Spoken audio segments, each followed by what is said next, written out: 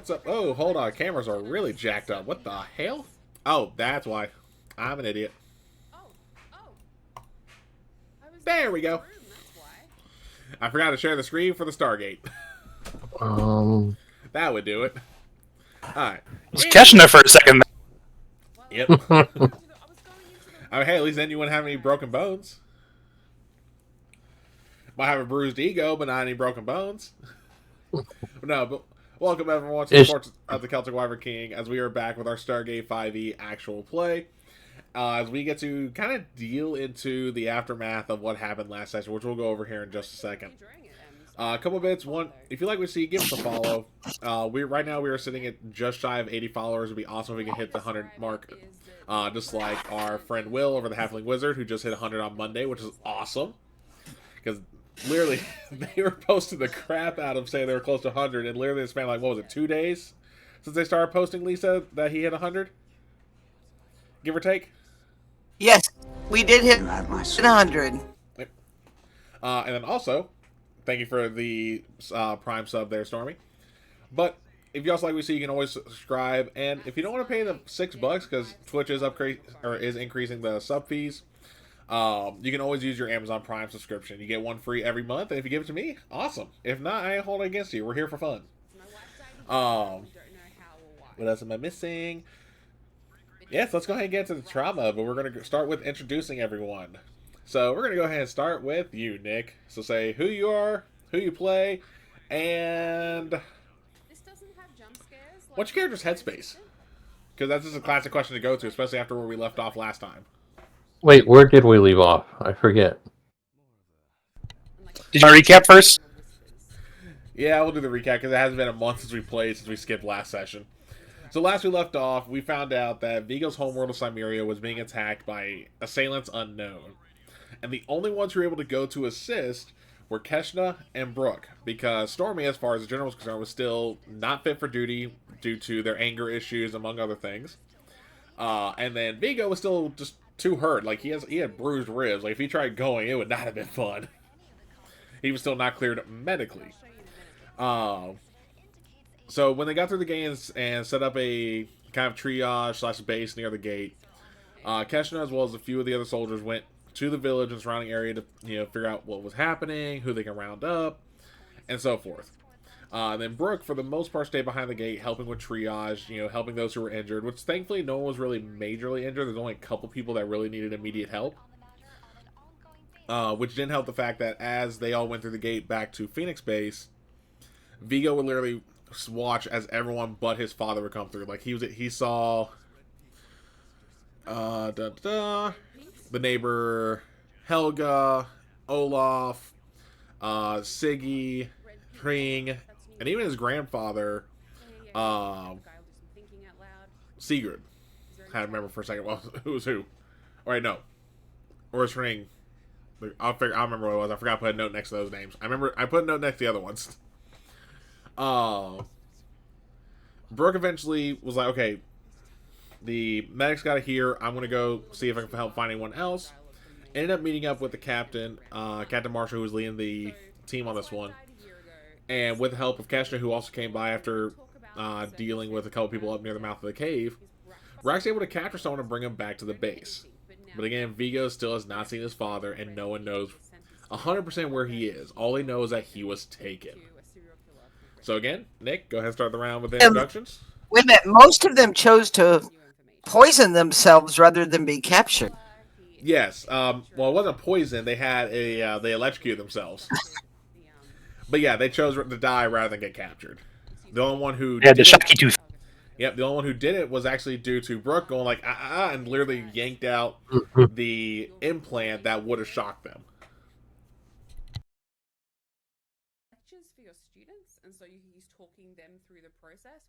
Oh, yes. So, sorry. I'm Nick. You can find me at Professor Hexagon on Twitch, YouTube, and TikTok.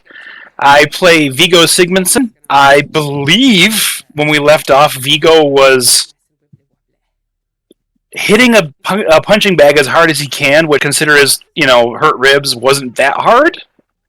But, yeah, he was feeling his feelings, basically, and trying to take them out in the punching bag much to his own chagrin.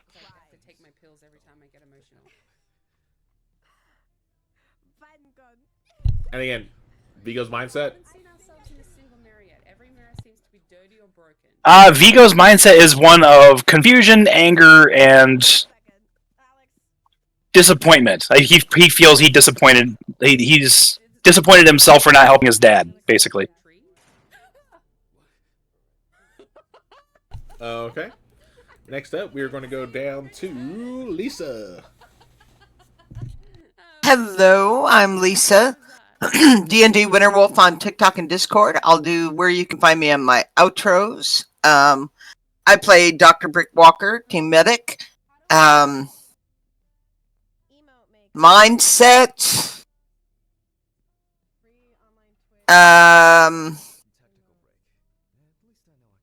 Feeling pretty powerless right now. You know, she promised Vigo she'd find his dad, and she didn't, couldn't. Feeling kind of bad about that. Dealing with the after effects of her first firefight, so to say, where people were like firing real weapons at her. You know, and what she usually does, she's just throwing herself into work at the infirmary. She's just putting it to the back of her mind, like she always does, and just gonna neglect herself for a little bit and just throw herself into work until she gets calmed down. All right, and then we're gonna go up to Stormy. Hey everybody, I'm Stormy, and I'm gonna pull a page out of Lisa's book and do where you can find me at the end. I play Sharifa, the hot-headed, may have a few anger issues, just a few. You? Anger issues. A few, yeah. Giant chip on her shoulder. Control, anger. Let's see. Her mindset right now is that her team is in shambles and she does not know what to do. Two of them have gotten into firefight, apparently, and she was not there to help. The other one... she doesn't know what to do for Vigo, and she was hanging out in the infirmary after she got her hand all fixed up, making sure that, you know, if they needed extra help, like bringing people something to drink or blankets or, you know, just basic bandaging, she's there to help because it is a lot of people. Also, she wants to get in on the ground floor of interrogation. I am B. Hi, I'm B. I play Keshna. I'll do my where you can find me later on the outro, like Stormy and Lisa here, because that'll be easier. Keshna, she's disappointed in herself because A, she couldn't find Vigo's dad, like she went to go do, and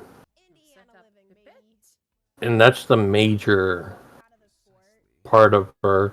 The smaller part is more angry with herself that she maybe didn't do something that she could have maybe done. I don't know. So that's where she's kind of at right now. All right, and with that, we actually are going to go ahead and start with Vigo over in the gym, as they are just beating on that punching bag Captain America in the dark style. Alright. So in his head, baby. Huh? In his head he's doing that. That's oh yeah. Giving it 110%. Yeah. So first off, because again you got some busted bones there. Give me a constitution check to see how well you're dealing with the pain.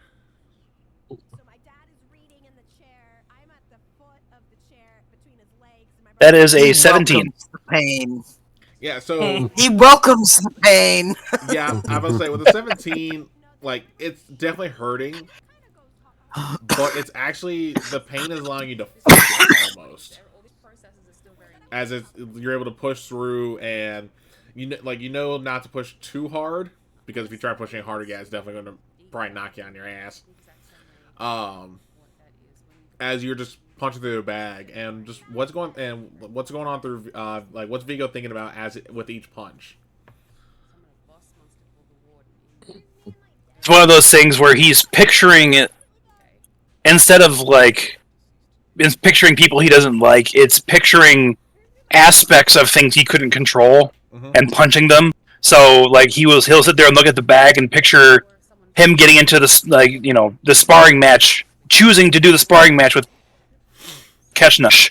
Him choosing to do it like the shenanigans that caused him to get injured in the first place the first time. Punch.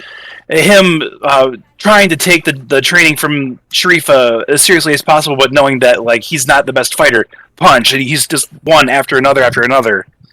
And once he starts making up a sweat, he just kind of collapses onto the floor into a little heap. Well, not little. He's like a big heap. That collapse has got to hurt too. Oh yeah, definitely. But I mean, with that said, we'll let that 17 slide here. So like it definitely hurts, but again, it's not where it's going to like knock you even further. And as you're sitting there, like again, what's Vigo planning to do on this? Because you saw they did bring someone back. They have at least one prisoner. That was kept secret. His first thought is to help the people that came through, and then he would probably get down on himself. You'd be like, "Oh no, I'd probably be more of a liability than anything because I'm so injured." And then he remembering that there's the one person they brought back, that he kind of like perks up, gets to his feet, and goes to go find the general. All right. The best way to remember something. So as you're making your way to see General, you are going to pass the infirmary just because again the gym's pretty close to the infirmary, as you definitely know at this point from your skulking, all your times you've been signed in, etc. We weren't skulking. We were concerned. We definitely weren't skulking. Tell that to Brooke. We're skulking. Brooke gets the final say on that one since she caught you. And now, if y'all were able to get away with it, then I'd let you have the say there. You were skulking, and because you were concerned, you were skulking. I'll give you that. There you go. Yeah, there you go. Compromise. And as you pass by, like, you kind of peer in, and you see a lot of people that you grew up with and known most of your life. Most of them, again, are still fine. Like, few cuts, bruises here and there. I think the worst person, if I recall, had second-degree burns on part of their body, but they were like one of the first ones brought back to get treated, so they're already bandaged up, lying as comfortably as they can be. You see your grandfather being treated and a few others, and you see that Brooke is the one actually handling most of the treatment, just because, again, they were the one handling triage, even back on the planet. So with that, what's going on with Brooke right now, then, as she's treating these, like 70 people that came through the gate? Or helping to treat 70 people. She is just totally focused on work and not thinking about anything else because she can't think about anything else. She's going to do what she can do because she can't do anything about what she wants to do. Okay. And then Stormy, were you about to say something? I was going to say, Sharifa's kind of on her heels, like water for people or just to help her out because she's very concerned, and the other two went poof. So she's sticking with the one that she's. Yeah. Okay. Yeah. One who's thrown herself headfirst into her work and looks tired and probably is still slightly shaking from the adrenaline rush of being shot at.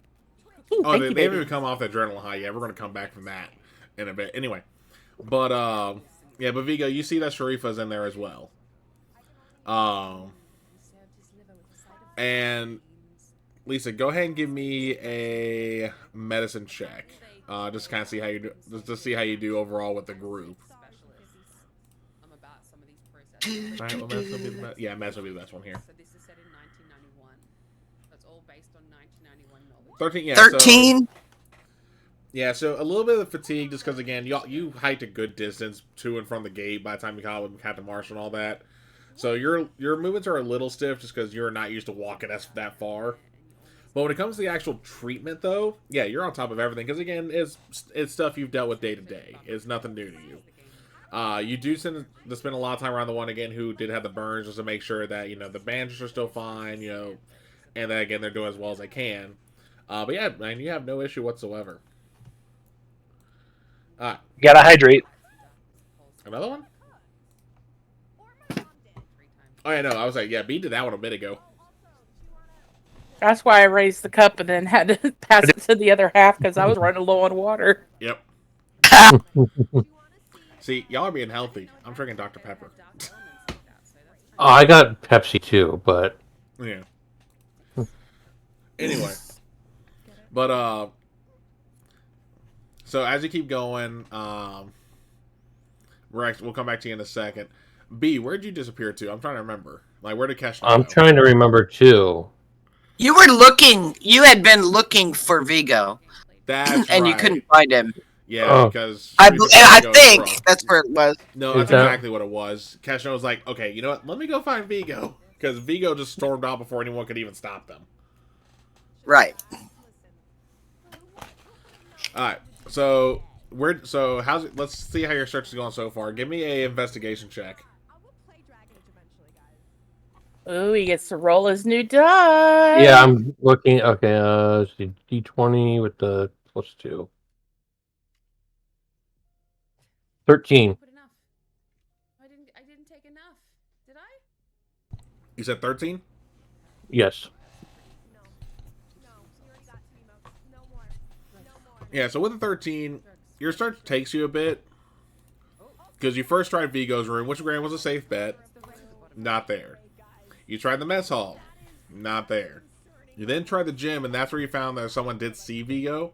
And it said how they just went storming off in a different direction. And they told you which way they were going, but you have no idea where their actual end goal was. But at least you know you're on the right track. Right. So following the leader, you're playing follow the Vigo. Follow the hovel to Vigo. Yeah. Alright. But after a bit more of a walk, though, Vigo, you're able to make it to the main command area where you do see the general's office. What do you do? Door is shut, by the way. Door is shut? Yeah. Can I roll to see whether or not I knock?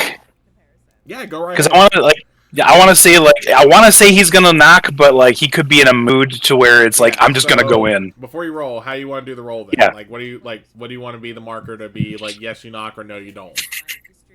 I guess that'd be wisdom, right? No. I mean you can roll whatever you want to do on that part. What I'm saying is the DC.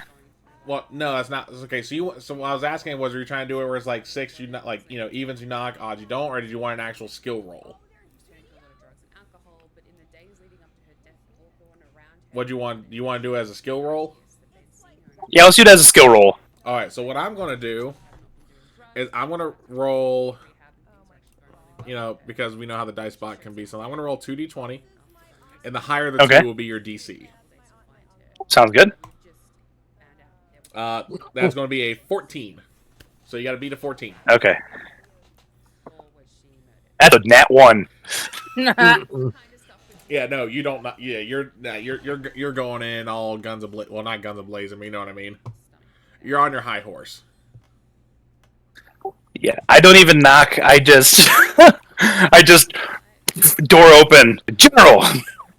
So as you burst into the room, you see the general standing there along with the major, and you also see a Turin who you haven't really seen around the base before. As they're all conferring, the major looks pissed as hell. The general is just kind of shocked, just because again your normal demeanor, and the Turin is just nonchalant, just standing there. They're just very in the moment. But the major goes what is going on in your goddamn mind? I understand that you came back with an enemy, a person from the enemy group. Yes, we do. There is a prisoner. What is it to you? I need to talk to him. I need to get answers from him. As the major is about to start getting ready to rip you a new one, the general actually put his hand on his shoulder and just kind of tell him, like, okay, just, take a chill pill type moment, like that kind of face. And General turns like, Vigo, I understand why you want to talk to him, but you are not in the mindset for this. Because I saw you standing there every time a group would come through the gates. And I saw your face every time someone didn't come through, and I know who you were looking for. Because I spoke to your grandfather. Yes, you know who I'm looking for. He knows who I'm looking for. I need to know where he is. I need to talk to him. Before I even let you near this person, you need to calm down and get level-headed. Because if you go rushing in there like you just did here, it will not help you. Vigo takes a moment, closes his eyes, takes a deep breath. My apologies for my rash actions. It's just, I need to do something. And this is the only thing I can think to do. Right now, we are actually discussing how we plan to go about this further.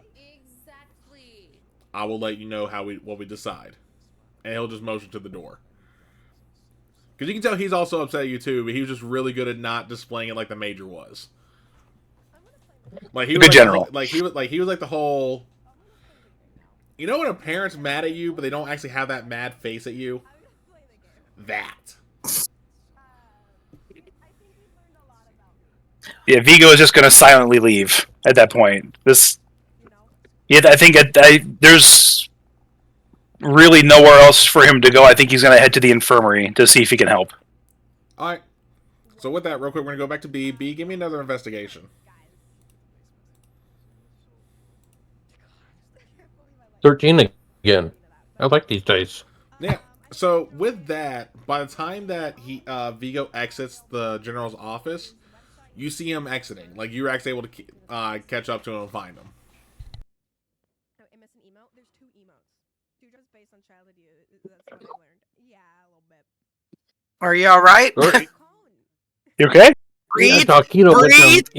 Breathe. My taquito went down the wrong way, and it didn't feel good. I bet it didn't. So catching a quick upon spotting Vigo, she quickly rushes over to first check upon him to make sure he's okay. And then, obviously seeing him come out, she asks, any word. What is this? Best time. Vigo is just going to keep walking straight. No eye contact, just in his zone. And he's going to say, I'm fine. No, there's nothing. That's what we started with. And then I think we murdered someone. Oh, I could. So when you say that, make a girl feel bad. Yeah, I was gonna say when you say that, are you trying to like hide it, or are you how you going about when you say that?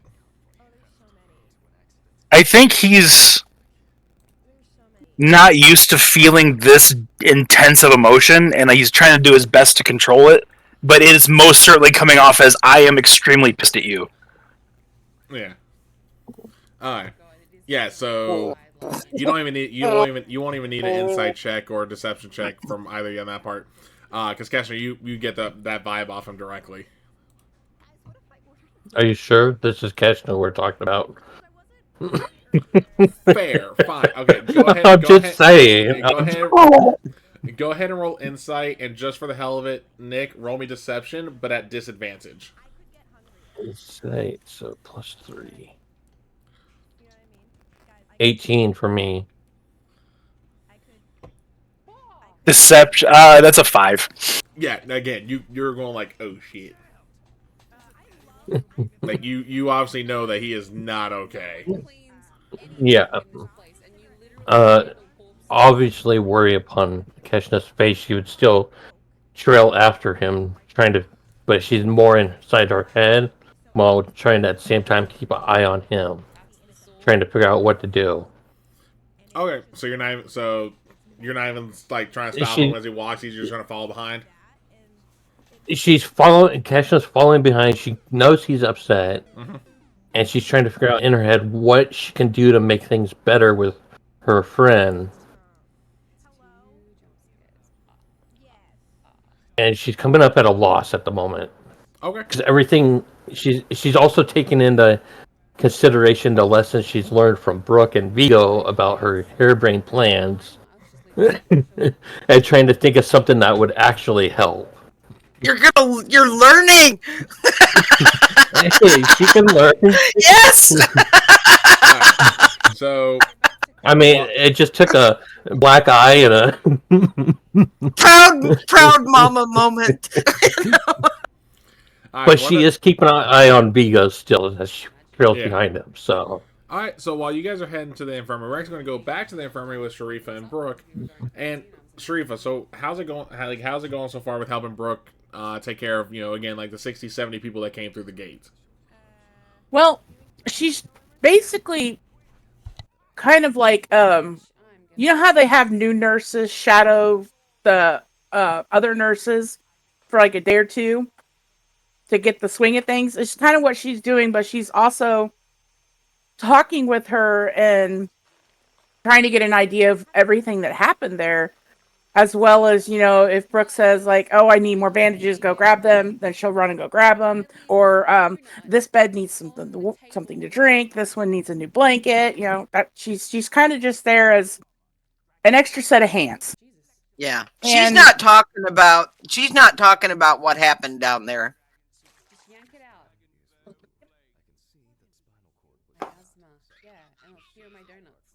The whole point of staying busy was not to think about what happened down there.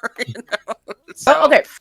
She's not trying. So if you're trying to get information, she's not sharing much. She's trying to make sure that you are okay. Yeah, I got that. Not that she needs to know everything that happened. She just needs to know you are okay. Because by all technicalities, the people in that room, other than, Vigo's family, could all kiss her butt, to put it mildly, when it comes to the fact that she's really worried about her team. Gotcha. It's like, how like you turn around and you keep tripping over the same person? So you start finding things for them to do. Yeah, well, I was going to say, when it comes to how well Sharifa's doing, like the different tasks that's been given to them, give me an intelligence roll. Really? Yep. I get to roll dice? Yep.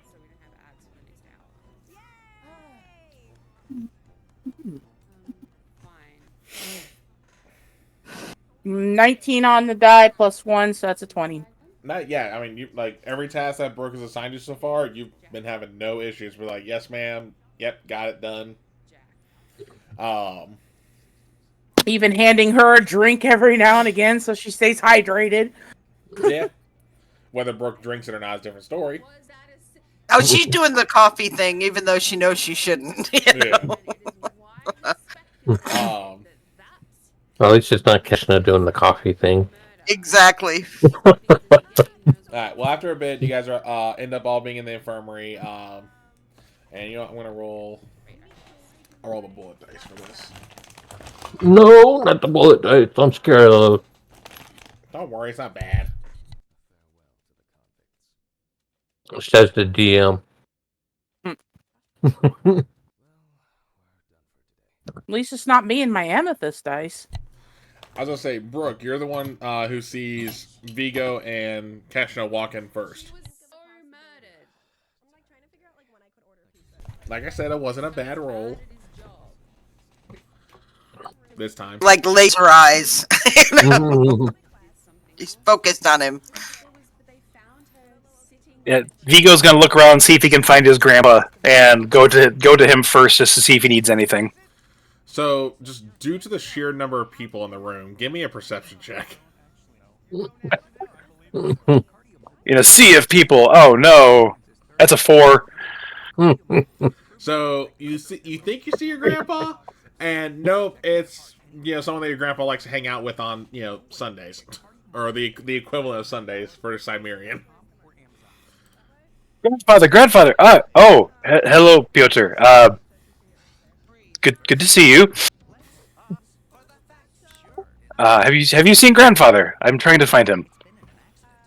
No, he just shakes his head, and you see like he's definitely tired from the ordeal. He actually was relatively unscathed, not even any like scrapes. Do you need anything? Are you hurt? He'll just shake his head and hold up the cup of water that Sharifa brought him earlier. Oh, excellent. Okay, well, please let us know if you need anything, and he'll continue going to try and find his grandpa. Okay. What about the rest of you? What are y'all doing at this point? Especially now, again, that you've seen Keshna and Vigo in the room, and now that you all see Vigo going on a scavenger hunt, so to speak.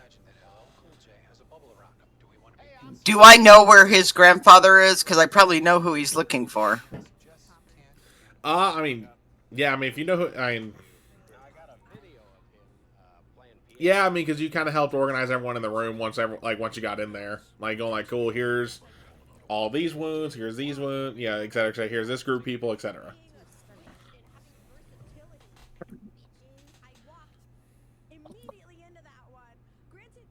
So I will go to Vigo. And I will tell him your grandfather's over there, and I'll point over where he's at. And I'll ask him to please come talk to me after he's visited with his grandfather. Similar to how Vigo interacted with Keshna, he's just kind of like no real eye contact. He'll kind of look in your general direction, give you a polite nod, and walk off. Mm-hmm.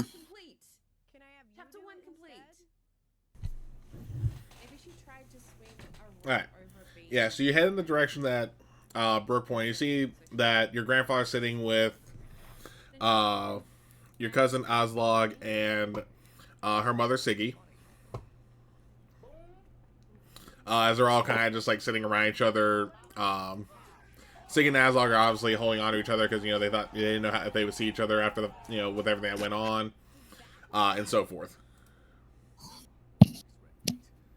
I'm gonna go up to them and sit with them focus on my grandfather, but kind of talk to the general group of them. Yeah.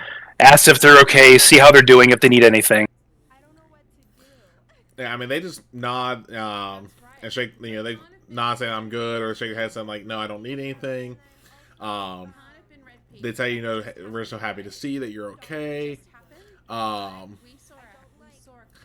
then let me roll dice again for this one, actually.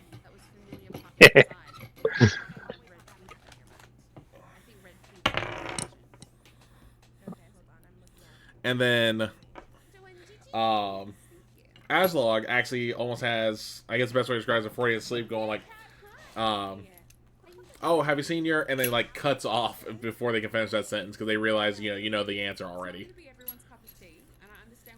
Your grandpa actually kind of hits her leg with his cane. Not hard, just like a little tap.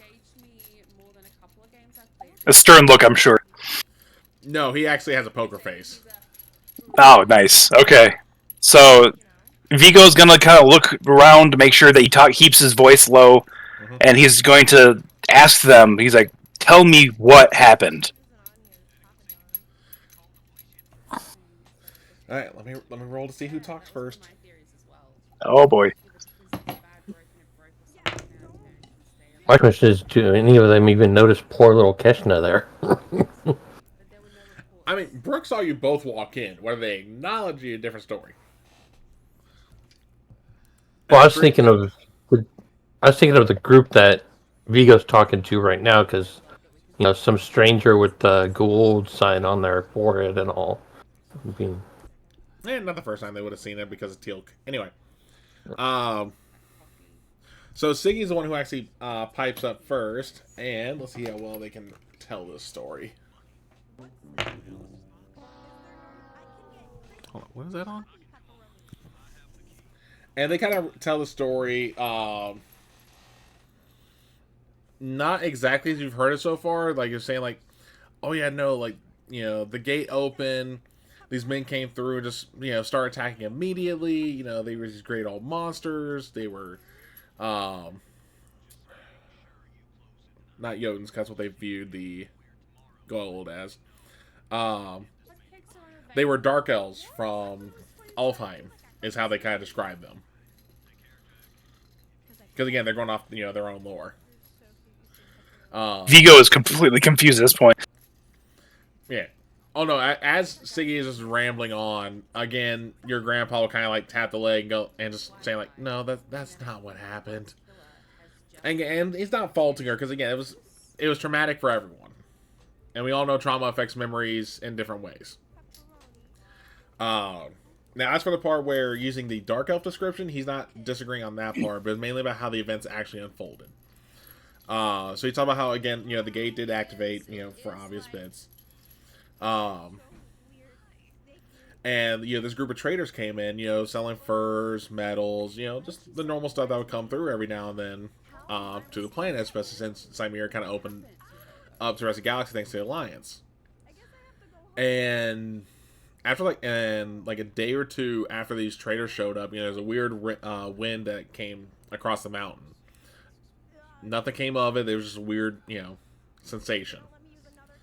And the next day, it seemed like there's even more of these traders, and again, that's when the fighting actually started. They were starting to use the weapons of the Jotuns, because like some of them had Motox, if you guys recall from the previous session. Mm-hmm. So they were using Motox and Zatax, or not Zatax, Zatnikatels, on that part, and they were mainly just causing destruction. They weren't trying to kill anyone. If they did hit anyone, it was with the Zat gun. And your grandfather talked about how, your dad immediately went to the forge, grabbed his sword, met with a few others, started, trying to fight who they could, while letting everyone else escape. And that's about as much as he remembers. Did you see who took him? Who took Father? No, he was already gone by the time that would have happened. He just know that your father and a few others marched off towards the east, which ended up being the direction where the captain went. Oh, excuse me again. So he didn't know like exactly who took him down, whether he was killed or not. And Well, knowing Father. I was saying he puts his hand on your shoulder as he says that last part. Well, if the worst did happen, I know he at least took a few of them with him, but I shudder to think of that. You see Vigo kind of like chokes a little bit, and he's just like, I should have been there. I'm so sorry. As soon as you apologize, he actually slaps you. And he says, "Do not start second guessing yourself in decisions you've made." Sort of a stunned nod. Yeah, because actually, you know what? Hold on, I'm gonna roll for this. We're gonna roll percentile for this. Oh no! Get that old man strength. No, nothing of that sort. This is gonna be more comical.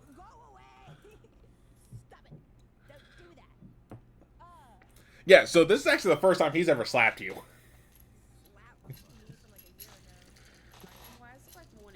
Poor memory. That just happened in Vigo's head.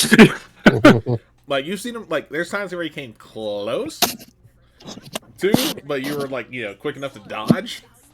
And he never. It wasn't like how sadly there are some parents or families out there where like if you dodge or block the head, they'd go worse. Like nah, he just like okay good. It was kind of almost like training for you. So it's not through lack of trying, is what you're saying. Yeah, no, it's not through lack of trying. And every time we tried, it was for like reason. It was you being an idiot. It wasn't anything like terrible on that part. It was just kids being stupid, like all kids can be at times. It was like a Gibbs slap. There you go. I was gonna say, yeah. Not really. Cause this one, more so, he would always try to go across the face, but the same sentiment at least. I'll say the same sentiment. Yeah. And actually, that just anyway. Now I'm starting to feel those. Sorry, boss. There's a story there. Anyway, but Yeah, Vigo's like, do not start second guessing yourself. You can't change what's been done. Vigo's just kind of vacantly nod and sit up, and like they have one of the people who attacked the village here. They're gonna let me know when they start interrogating him. I'm gonna see if I can talk to him.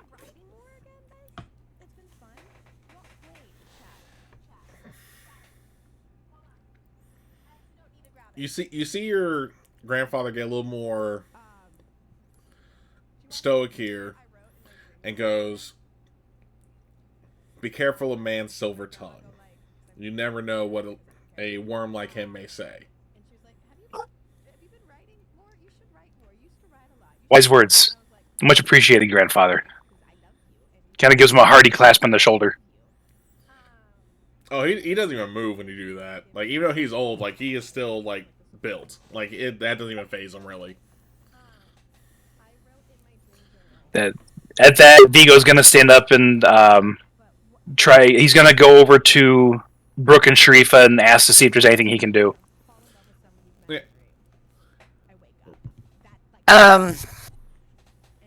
Come back to my office for a minute, please. But there are people out here who need assistance. Come back to my I got office, it. Go with her. please. Okay. He follows her back to her office. Alright, so Okay. we'll come to you two in just a moment. So now that we got just Keshna and Sharifa in the infirmary, besides a couple of the other doctors, what are you two doing at this point then? Well, Keshna was still following Vigo around. Yeah. No. As soon as Vigo walked past and you tried to follow, it was grab shoulder and walk you backwards. Yeah, because They're gonna Keshna's have not a really paying conversation, attention. and you and I are going to have a conversation. Ooh. Keshna didn't do anything, I promise. Let me get my popcorn in my chair. Hang on a second. Yeah. Where are my snacks? Go ahead. Well, go ahead and have your what are you going to talk to Keshna about? That's what I want to know. She will take her out in the hallway and look at her and go, two things. One, what in the holy fuck happened? Well, that's when Keshna would, with Sharifa, she can be a bit more open than others. Well, okay, no, that's not the right wording. Not open. Direct. Yes, thank you, Stormy. So in the attempt to not be overheard, she would automatically switch to speaking Goa'uld to Sharifa because she knows Sharifa can understand. And she would go into detail. She would be like, she would immediately just say, just drop the facts like what happened from the moment they stepped through and how she went off to go one direction to search, and she just laid all the facts out for Sharifa. She didn't. It was pretty much like a military report condensed into a conversation for Sharifa's. What she would do. You get the spark notes. Yeah. We'll have a discussion about you leaving Brooke later.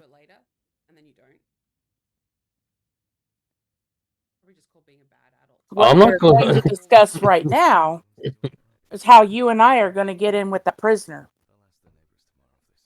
You want my mocha? I got that lint hot. I got stuck on the sidelines. Talking about hot chocolates for so long, and we're waiting for the chocolate to arrive. But we're going to find out Wait. where Vigo's father is. And I'm not waiting around for the general to decide how light-handed they're going to do it. Still speaking in Goa'uld, of course, to Sharifa. Mhm. She'd be like, Keshna gonna be on board with Sharifa for that, obviously, because she wants to do something that she thinks is in her mind is gonna help. And She's asked, do you know where they're keeping him? That's what she's asking you, because you guys brought him back. Kesha doesn't know where they took him. She came back. She didn't come back with the prisoner. No, you all Really? came back at the same time, but you were not part of the escort detail to Yeah. where they took them. Thank God you said it. And I was like, oh, so you thought this the whole time. And Sharifa knows the base better than Kesha does.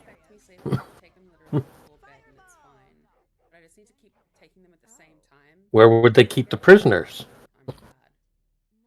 Give that a thought for a moment. Where would they keep them? I say you can roll for it. You can give me a. Oh, excuse me.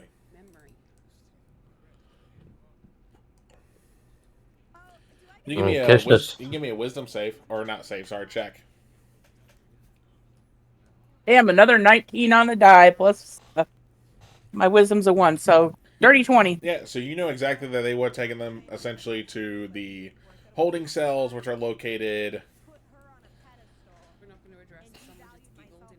2 floors down and a corridor over to the right from where you Let's guys go. currently are. Kesha wouldn't also ask Sharifa, how do you plan on getting past the guards? We're going to make a pit stop. We're following Sharifa. She trusts Sharifa, so... And it's not Kesha's plan, so... No, you should not trust Sharifa at this point in time. Yeah, I must You say, should not. y'all have me scared now with the pit stop comments. Alright, so we'll come back to y'all's pit stop in a moment. Let's head to Vigo and Brooke inside Brooke's office. Which granted is a shared office. No one really has their own one here, but you've obviously told everyone, like, hey, Scram, I need the space. Yep. Granted, much Please more have a manner, seat. but still. Vigo's gonna sit, kind of like rubbing his cheek, sitting down, just like, Oh, it's bright red now, by the way. And like platonic relationships are the most important thing. got that grandpa handprint on my cheek, like kind of. I will hopefully never Hmm. see users help. Do I want to? No. No, you don't. Only have that person and like don't How are you really? I feel like Fine. I'm gonna always want like even if I have How are you really? friends, and if my person gets in the way of my friends, that's not my person. You know what I mean? If I had to describe it in a word, 'Cause then, like, if you're glass cannon. I'm fragile, but I'm angry.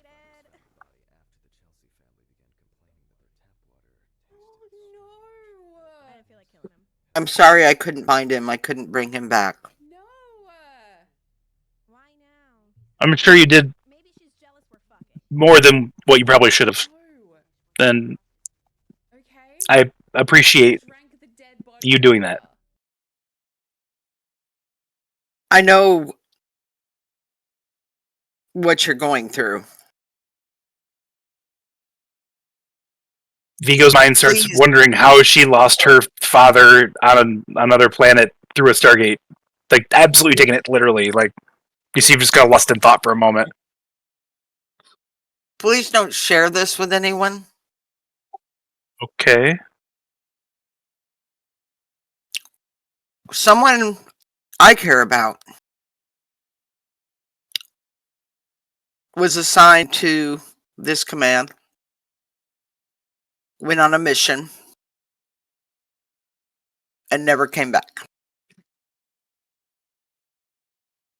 2 years ago. Oh. I still don't know what happened.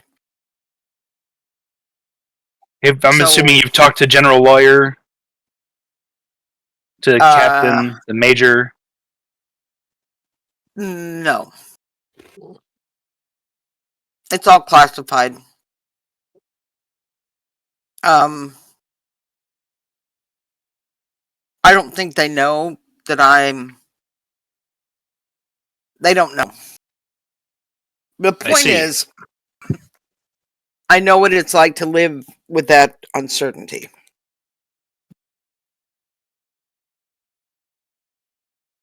And I promise you that Anything I find out, anything, you will be the first to know. Thank you. That means a lot to me. Can I ask a question? Sure. Does Sharifa and Keshna know? No.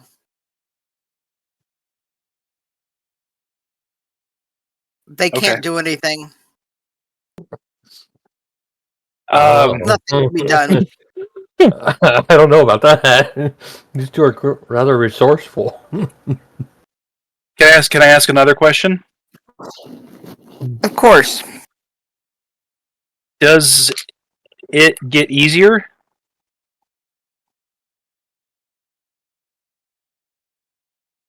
It's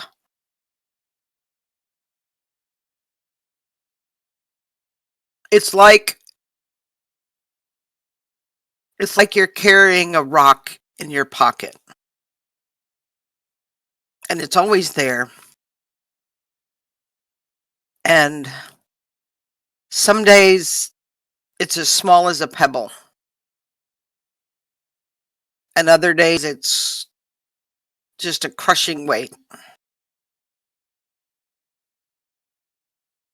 But it's always there, but you start focusing on all the good memories instead of the uncertainties. And that helps. Would you like you. to would you like to go to the planet?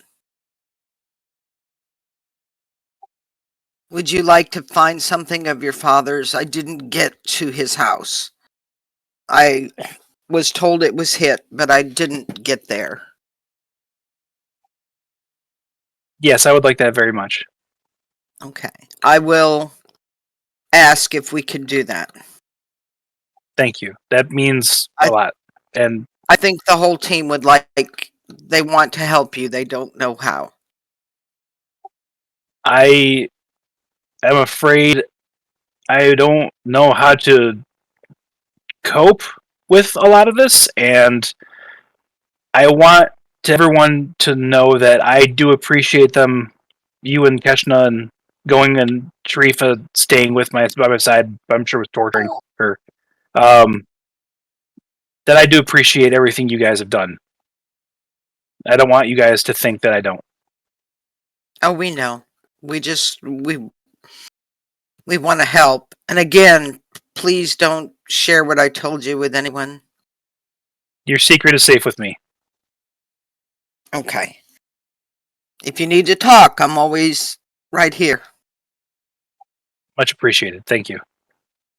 Okay. And out we'll go. Only to Eagle notice leaves, still kind of caressing his cheek. Only to notice 2 people are missing. Oh, shit. Muted, Kellen. You're muted. Well, remember, there's about 70 people in this room, not including staff. So they may not notice you immediately, but again, they may. So on that note, you two give me perception. Which two? Them too. Brooke and Vigo. That's a 6.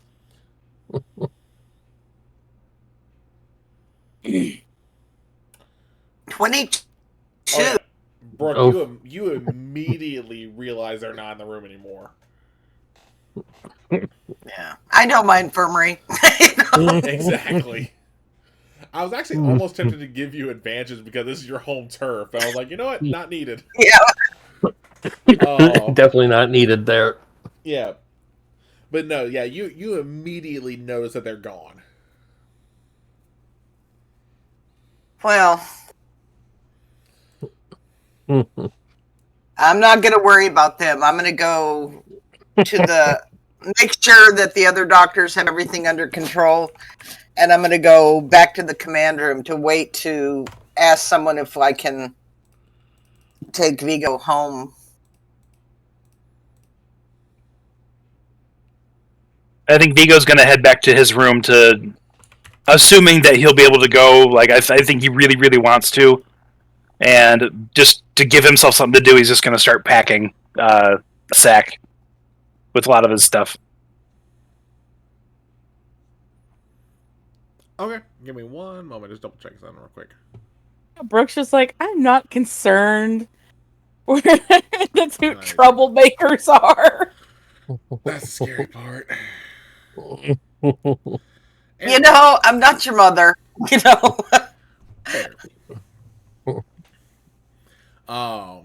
So as you, I don't think it would occur to her what they're doing. It would never would have crossed her mind that they would be that crazy. You know? Yeah. Really? After hearing some of Ketchna's plans? Alright. But yeah, so we'll go back to Brooke on that part in a bit. Let's see how the pit stop is going for Sharifa and Ketchna. I love how he's just sitting there going, oh god, this is so scary. The first stop they're going to make is to pick up a clean blanket. And then they're going to head to the kitchen to get some basic, easy to eat food, some water, and then they're going to head down there. I love that face. I love that face. Not the pissed off I thought y'all were gonna make. Thank God. Wait. We'll talk about it off stream. Okay. Alright, so y'all ransack the kitchen. What are y'all doing next? Basically just getting a sandwich, a bottle of water. Then we're going to head down to the where they're keeping the prisoner. Okay. And when you get there, and there are 2 guards posted. I have Ketchna holding the blanket, and I've got the tray. And I will look at the guards and go, the doctors would like us to take this in and make sure that the prisoner does not need any medical attention while they are waiting. Don't use me! Two on either side of me in this window right now. They're just going, what the hell is this crazy girl doing? Just to make sure that they don't need any medical attention before they're interrogated. Alright, and one of the 2, and you see that he is a staff sergeant, is going to go like, no one told us. He's already gotten food.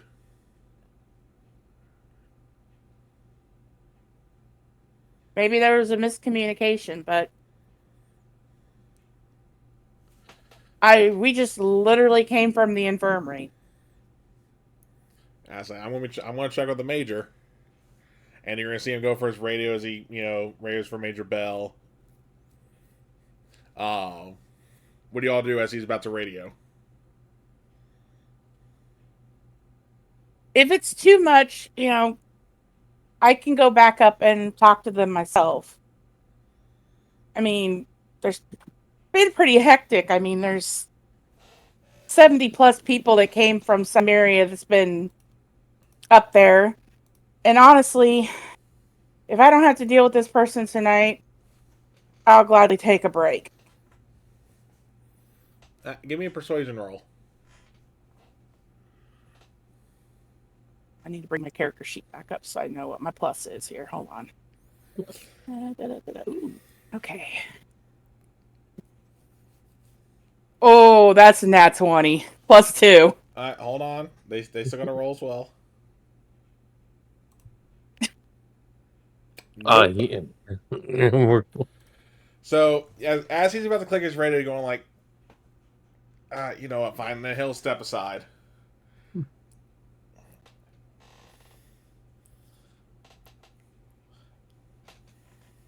And they'll open the door to let you in too, because again, they literally this room is just like a basic room. It almost looks like if if it wasn't the fact that there was a prisoner in there, it would look like your bunk room.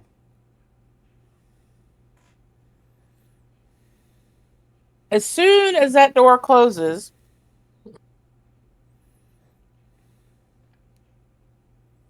I'm going to set the tray down. I'm going to take the blanket from Keshna. Mm-hmm. I'm going to roll it out a bit, and I'm going to stick it against the bottom of the door. And then I'm going to set the tray down on it and push the tray into the blanket. Oh no, Keshna's party to this. Oh no. So, give me an engineering roll to see how well this works. Oh god, I have like a +1 to my engineering. Yes, I'll we'll add, say- Although this new set I've been using is actually rolling pretty well tonight, so. I'll have Keshna help her. I mean, I might as well be part of this. Yeah, I mean, if you're helping, you can get advantage.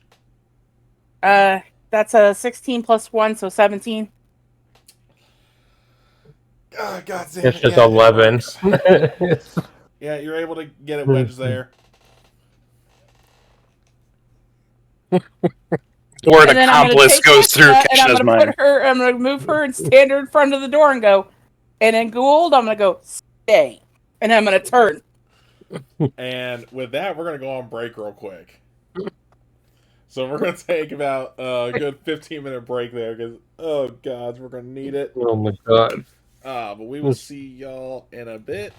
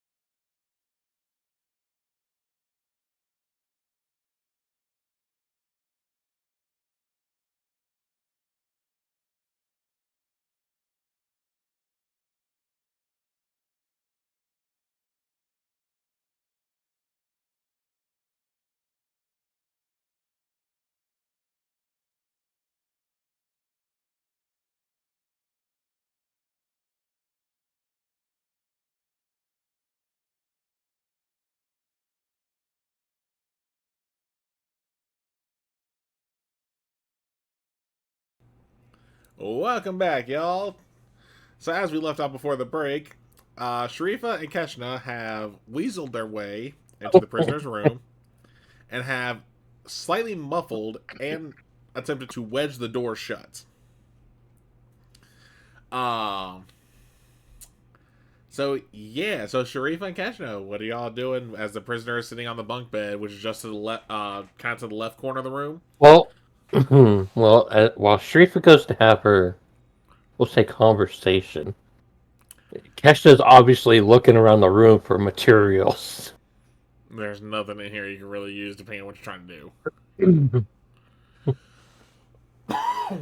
Again, they made sure this guy didn't have anything in here he could use, especially considering he did try to off himself before getting caught.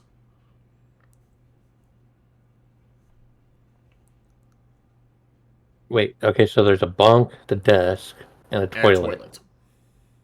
What is the desk made of exactly? Don't mess with that. It's just a basic metal writing desk. But it's literally pretty much all one solid piece. Sharifa's gonna go over and kind of pop up and sit on the desk and just look at this person for a moment. He's sitting there unfazed. Keshna's clearly up to something. At least she's making it look like she's up to something at this point. Sharifa just look at him and go, comfortable? He's not saying a word. So, I figure I've got maybe 20 minutes before they figure out that I literally just bullshitted my way in here. Let's screw the top of the water, take a drink, put the cap back on. So I have about 20 minutes to test the theory.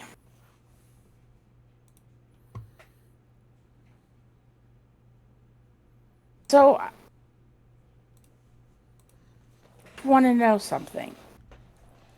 I only have one question for you. And you can either answer it with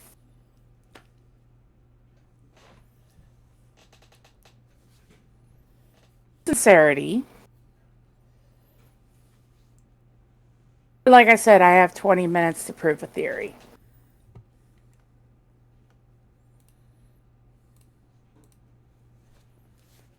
What are you doing on Cymeria?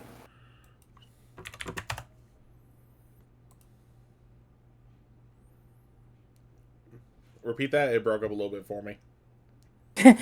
She looked at him and said, "What were you doing on Cymeria?"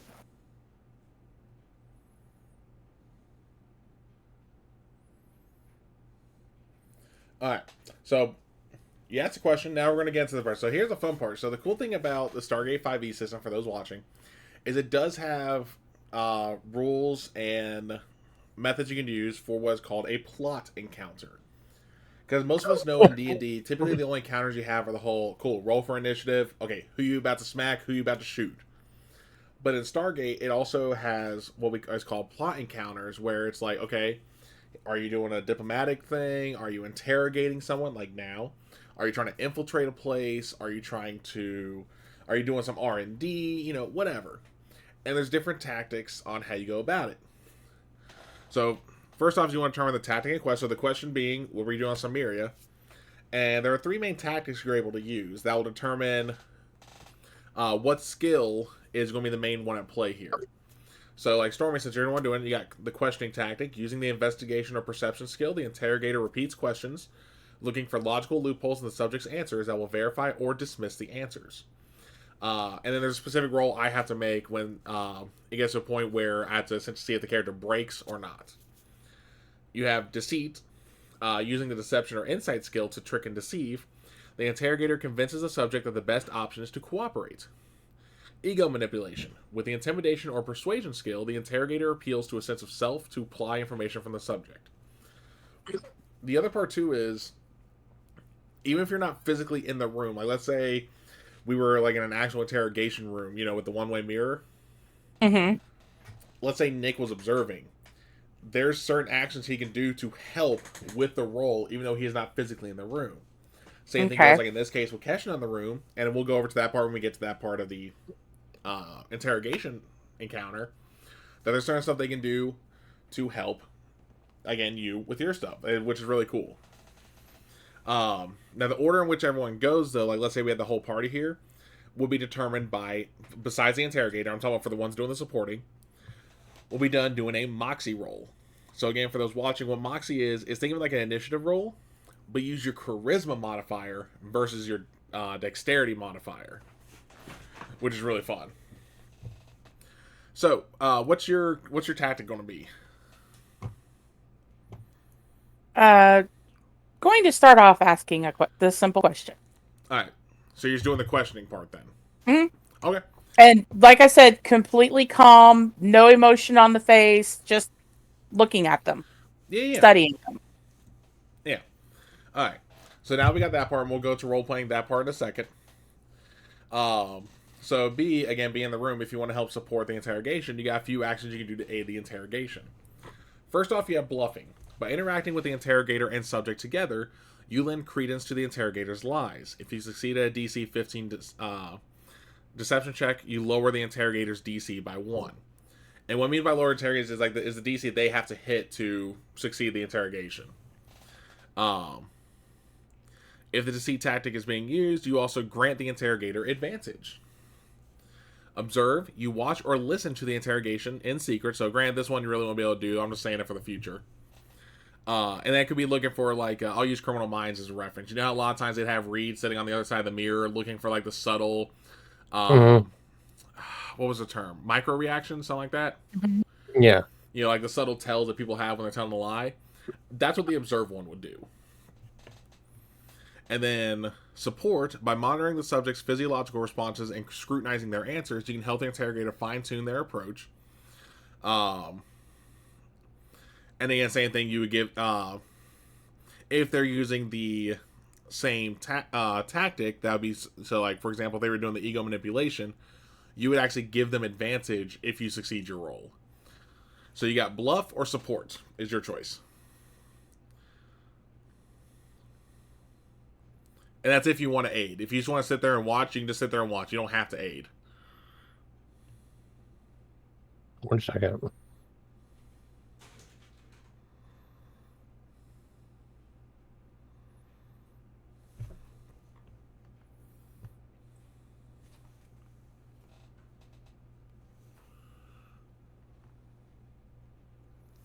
And I actually need to determine their threshold real quick. You know what? We'll go with bluff. Okay, not a problem. Let me, like I said, I got to determine their threshold real quick. Because what the threshold does, okay, is depending on how long you spend interrogating them,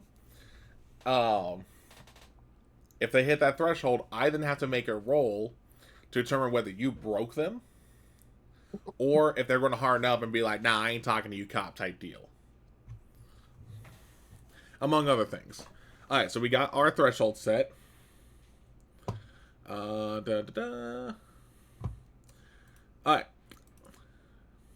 So, how are you going to go about your questioning tactic, Stormy? For the most part, how long are you going to try and do it for? She's guessing 20 minutes is probably going to be the minimum they're going to allow them to stay in there, because that gives, you know, a person a good chance to look somebody over, you know, make sure they're comfortable, make sure they eat and don't try to, you know, choke on something. Mm-hmm. You know, so she's kind of giving herself that 20-minute window. Okay. And what she's going to do is literally stare them down and ask that one question. And if she has to ask it multiple times, she will. Okay. So you're just going to essentially repeat the question whenever you feel the need during those 20 minutes. Mm-hmm. Okay. And then you said you were going to use the bluff aid? Yeah. Okay. So how is that going to play out? Like, what are you doing exactly?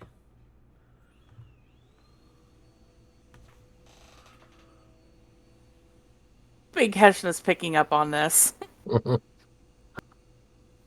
I have a few ideas. I'm trying to decide what Kesha would Well, do. you're the big scary, person thing on forehead, previous first prime, and That's, but I'm also trying to stay the character still. So there's stuff I want to do, but I know I can't do with her.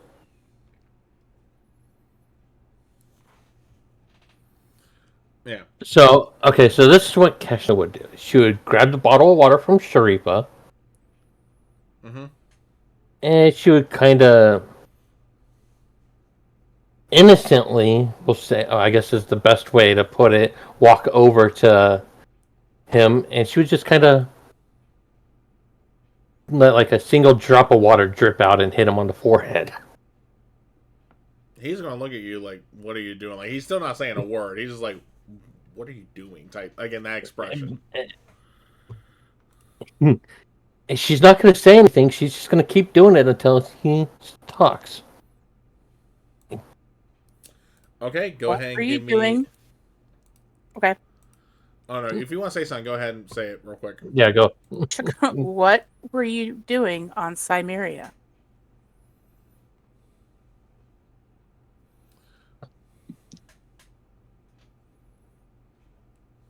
Okay, he's not gonna say a word. Another drop of water. Yeah, I mean he's not gonna say anything. Yeah, we're gonna say the 20 minutes go by.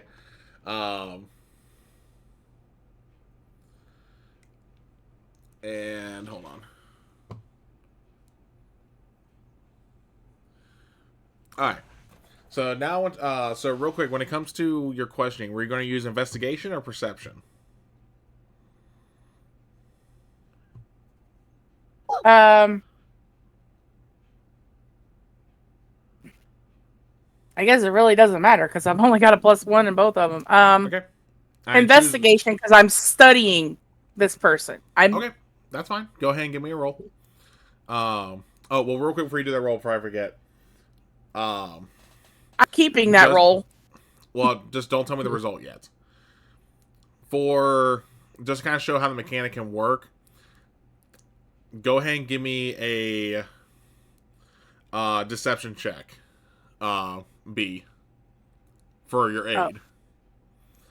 Now I will say, just pouring a drop is not bluffing. Just for the future reference. That's more Yeah, along I the know. lines of water torture. I was going to say I should have gone with support, but Yeah. kind of. Well, even then, I mean, I can see that part. But that's what I'm saying. For mechanical reasons, we're still going to put it here, though. So give me a deception check. 14 plus 16. Okay, cool. So you actually so that's going to reduce the DC that Stormy has to hit now by 1. So go. What was your roll? 17 on the die plus a 1, so 18. Okay. Yes, I'm liking these dice. It's the first time I've played with them since I bought them. They've just been kind of sitting in the little thingy-mabobber. I'm pretty sure before the end of the night they'll make me hate them, though. Yeah. And then, hold on.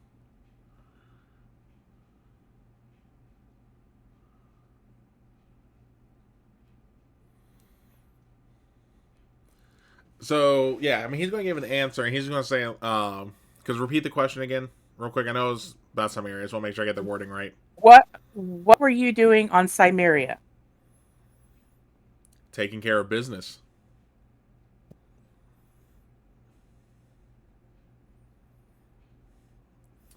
And that's all he's going to say there. And then you're going to hear her banging on the door as the guards are pretty much telling you, like, hey, what's going on?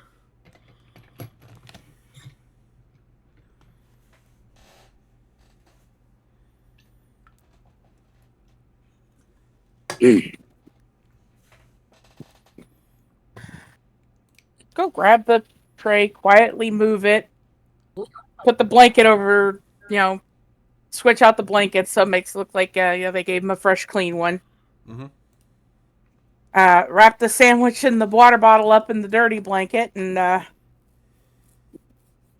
step out. All right.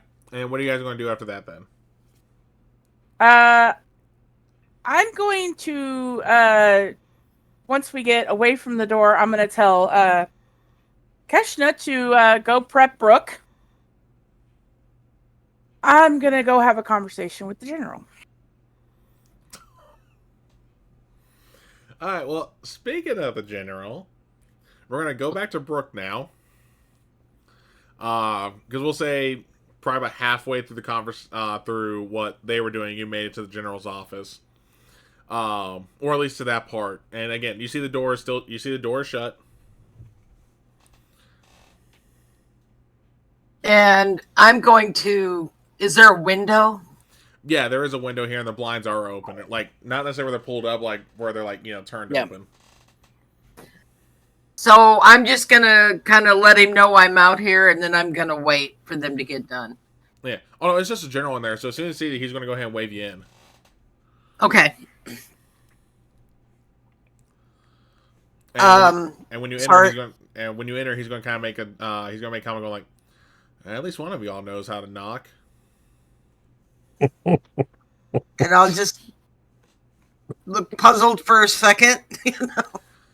Oh, he's going to see that. He's going to Vigo apparently decided to lose himself earlier in terms of how he normally acts. He's in a bad place right now. He's actually why I'm here. Now the planet has been cleared. I think it would benefit him to be able to go home and see what we saw and maybe go to his father's house and find something of his. Would you be willing to okay that?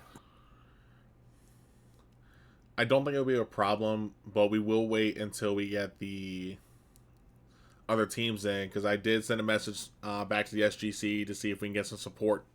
And I was actually talking to one of our turn representatives here to help rebuild the village as well as some of the area. When everyone goes to start that process, Vigo can go, because he's not cleared. You haven't cleared him medically yet, have you? Not yet, but I think if I went with him to keep an eye, I think it would be okay. I think it would benefit him more to be able to go than to stay. How much longer till you're able to clear him? 24 hours. All right. Well, it'll take a few more days to get all the different teams together on that part. So I'll still say wait for them. But we all. Thank you. Yeah. We also need to arrange for housing for the refugees. Most of them are clear to leave the infirmary at this point. A few are going to need some additional treatment, but most don't need to be there. Yeah, that's already being taken care of. The gym is being converted to a temporary living area. We're getting cots set up for them already. Thank you. Yep. I'll get out of your way. All right. And then when you do see Vigo, let him know Major Bell needs to see him. Okay. And she says it just like that. Okay. All right. And then we'll say probably right after that discussion, because we'll say probably wasn't too long. Sharifa, you said you were going to the General's office, right? Mm-hmm. Yeah, so you're probably about halfway down the hall by the time Brooke comes out of the office.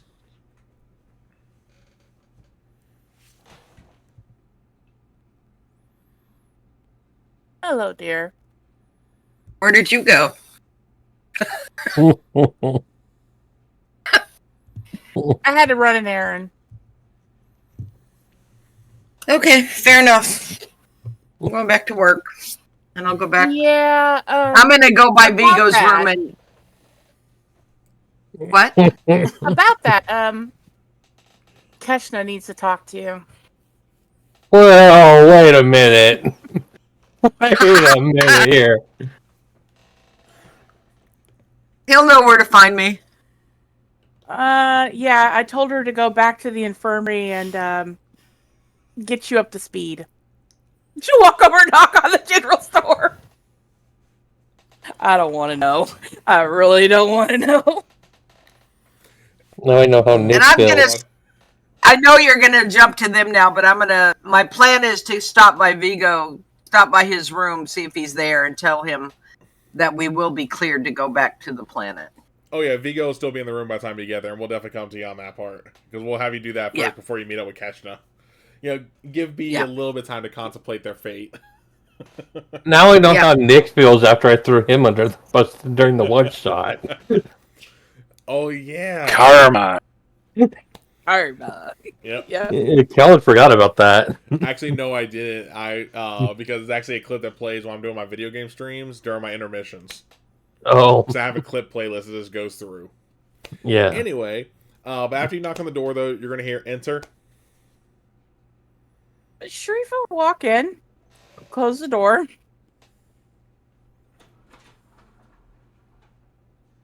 Before you lose it on me, please understand that this is coming from a place of concern for one of my team members. As soon as you say that, he puts down the pen because he was filling out paperwork and goes, "What did you do this time?" I asked a single question.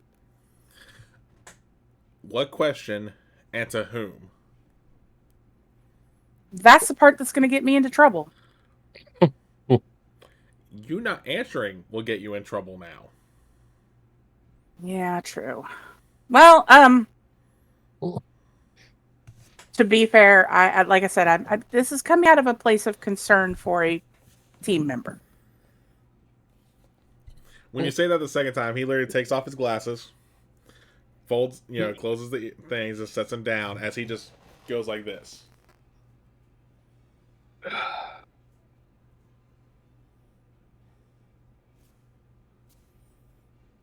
He's waiting for the Enhanced answer. interrogation. Oh, repeat that. She'll just look at him and go, enhanced interrogation. And he's just gonna let this long breath sigh and go, "What do you mean by that?"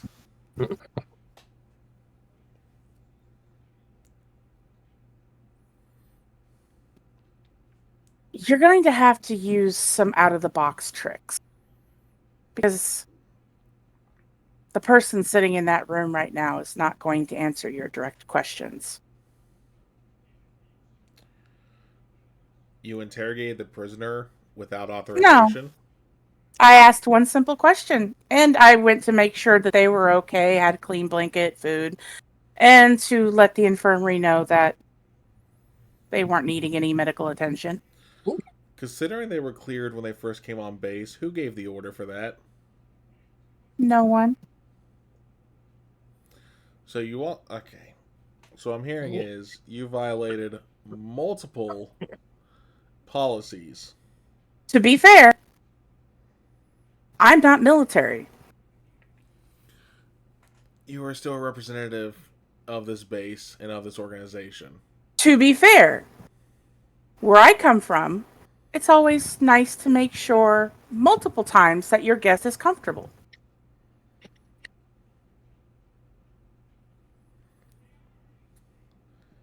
We will discuss this later. You are dismissed. And he's going to point to the door. Get up, get to the door and stop and go. They were there taking care of business. But I would use enhanced interrogation. And she'll walk out, close the door. Yeah, before we go to the other part, just to say it's out of character wise, if you didn't go to the general, you were probably going to get away scot-free. Nah. Because You want something done right, you do it yourself. Yeah, but... Hey, at least she didn't mention that Keshna was there. I wasn't completely thrown under the bus. No, she's taking full-on blame for herself. She's not saying anybody else was there with her.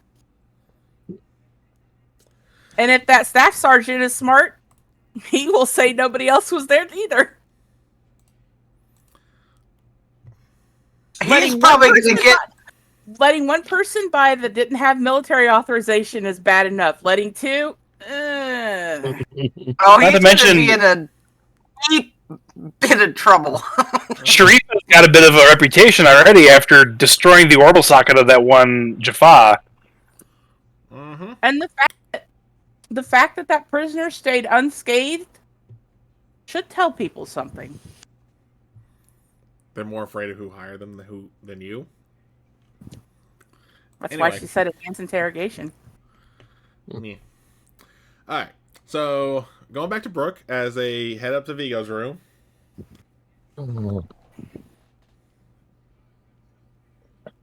Yeah, he's just going around his room. He's got his knapsack open. He's grabbing, kind of thinking to himself, "Oh yeah," grabs a notebook, puts it into the sack, rolls up some clothes, puts it into the bottom. He's gone camping and out into the wilderness with the sack enough to know how to effectively stack it with as much stuff possible. That's basically what he's doing. Just wrapping everything as tightly as possible, cramming it in there. Oh yes, that's weird.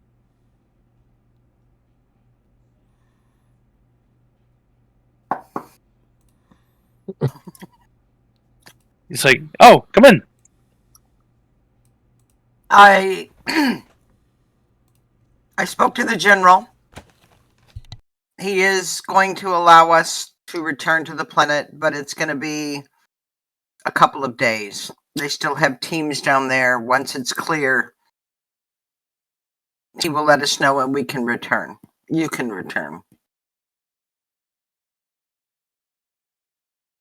He's visibly disappointed. He just nods. He's like, "Okay, I guess I'll." Quick retcon. Yes. It wasn't teams on the planet. It was getting teams together to help with the reconstruction. Oh, I didn't understand. I would tell him what I thought I heard, which was that Well, what that's all all I the was saying. teams get. Well, that's what I was saying. I was getting the teams together for reconstruction. I didn't mention that part. That's why I just want to make sure I clarified even more. Okay. Yeah, he just kind of slowly starts unpacking his bag. Aww. I Have appreciate you you eaten talking it? to him. Have you eaten anything? What's that? He just sits stymies for a minute. He's like, "I don't think so." You need to take care of yourself.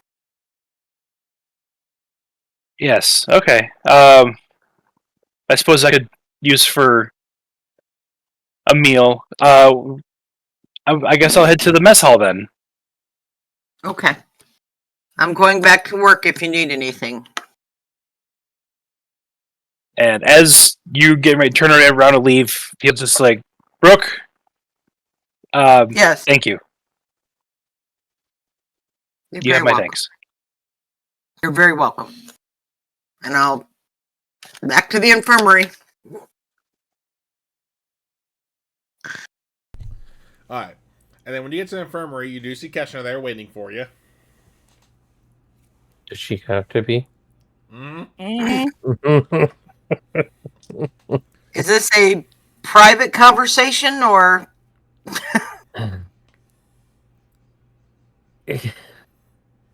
yeah, come into the office. Yeah, yes, doctor, please. Private. Yeah, she would go right into the office and she'd make sure that door is nice and securely. Oh.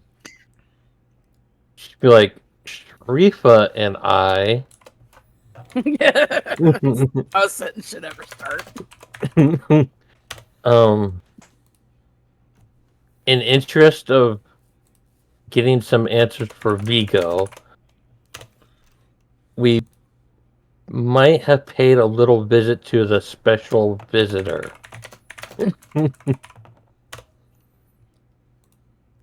You what? We paid a visit to the special visitor, aka the prisoner, and They just let you go talk to him? that's why we're letting you know about this. And she would quickly tell Brooke everything Brooke would need to know about what Sharifa and her did. Well, this just got interesting. Oh, Sharif is fully aware that an ass whooping is imminent. and you could tell, and Keshna's getting ready to book it from the room at the moment she is done saying everything. She doesn't need another black eye. Well, to that point, when y'all were in the office, who was standing where in relation to the door? I went behind the desk, so Okay. yeah. Just double checking. Yeah, okay, I shouldn't say she's prepared to run if needed, but she would rather talk it out with Brooke. But she's also aware what an angry Brooke is capable of from first-hand experience. So she's got her eye on the door and knows it's a quick way out if needed. Run, Forrest, run! And she's just gonna sit there silently for a good 30 seconds. And Keshna made sure Brooke knew everything she needed to know and nothing more and nothing less. So pretty much the entire detail of the interrogation. I'm just gonna say thank you for letting me know. And she'd be like, "We did it out of care for Vigo. I know it's not the smartest plan. We may have let our heads or what's the word I'm there's a certain word I'm looking for, but we're doing it because we care for Vigo. We did it because we care for Vigo, and yeah, thank you, Stormy. And the reasoning didn't. In hindsight, we should have maybe taken a step back before acting. And I apologize on behalf of both of us for our irrational behavior.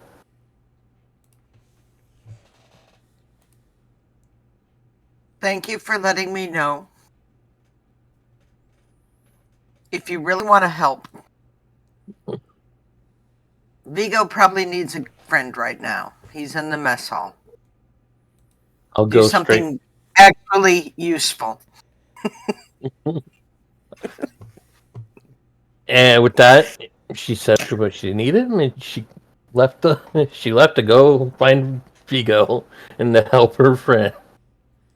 So in a non-Sharifa way. So once Keshna left the office, Brooke, what do you do considering you were just told about how they interrogated someone without permission? Although they didn't harm anyone, they still did it.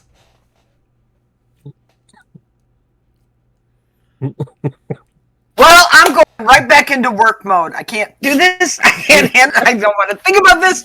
Look at all these patients. Let's get busy. On that, what I actually want to do in this case, because it's been a good chunk of time since you came back from the planet. Yeah. Especially how much you've been working.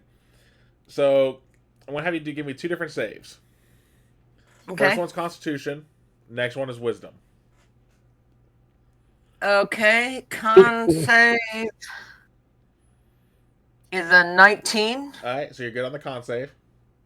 Wisdom is a 5. So at this point, the adrenaline starts just wearing off. Like as you're saying the desk getting ready to get up to bury your nose into work, the adrenaline wears off, and you realize it's about because again you know how the human body works, all that good stuff.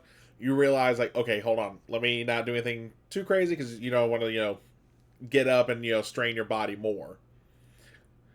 But then the mental realization comes in that you were in a full-fledged firefight. It wasn't like you were running from Montauk fire like you did during your training exercise. You were in a full-on firefight where you actually did fire your weapon, and you're kind of on the whole oh crap realization as you sit there at your desk.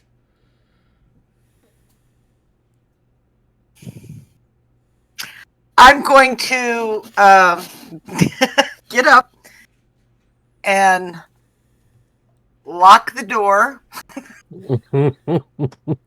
close the blinds, Yep. turn out the lights, Mm-hmm. and then let it out. All right. I am so glad Keshna's gone. Oh yeah, Yes. I was gonna have Brooke do that with any of y'all in the room. What kind of person am I? Well, I'm thinking that on top of the news that Keshna just gave her, and That was kind of the reason why I did it then. yeah, Um, I'm just like, I'm so glad Keshna's gone. Yep. All right. So as Keshna goes to find Vigo, you've already gone to mess hall. You've gotten a few bites in, and because it's still been a bit since Brooke was told to tell you this part, you hear on the intercom, Vigo to Major Bell's office. Vigo to Major Bell's office. Oh, I forgot to tell him. Vigo's kind of like, oh, okay. You're good. You can just blame it with all the info dumping you've been getting from everyone. You just blame it. It just got purged with that. He's gonna take care of his dish, put his tray up, and walk not too quickly to Major Bell's office. He's not going slow, like, oh, I'm going so slow. He's taking his time, but he's still moving. He's just not excited about it. Oh, excuse me. And what's going through Vigo's head as you are walking to the head of security's office? Oh, excuse me. I never thought that barging into the general's office would get me in this much trouble. Oh, man. Okay, stay cool, stay calm. Alright, so when you make it to his office, because his office is actually located, funny enough, on the same floor as the prison cells. When you get to his office, you see that his door is open, and he's sitting behind his desk. I'm going to knock on the door very loudly. He's just gonna look up like this and just go, and just motion for you to enter. Vigo enters.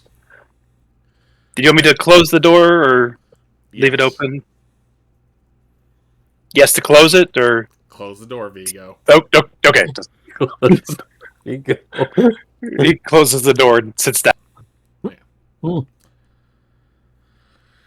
Alright. So before your abrupt interruption earlier, the general, myself, and what do I want to call this attorney? I didn't come up with a name yet. Whoops.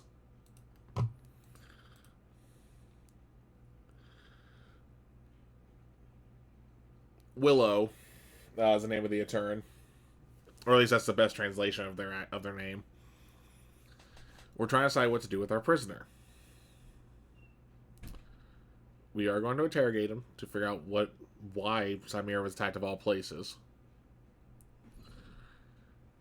And upon a very careful consideration and my own objections, the general has permitted you to sit on the interrogation. I will be in the room with the interrogator. You will be in the room with me. Oh, okay. Yes, I happily accept. Good, because one outburst,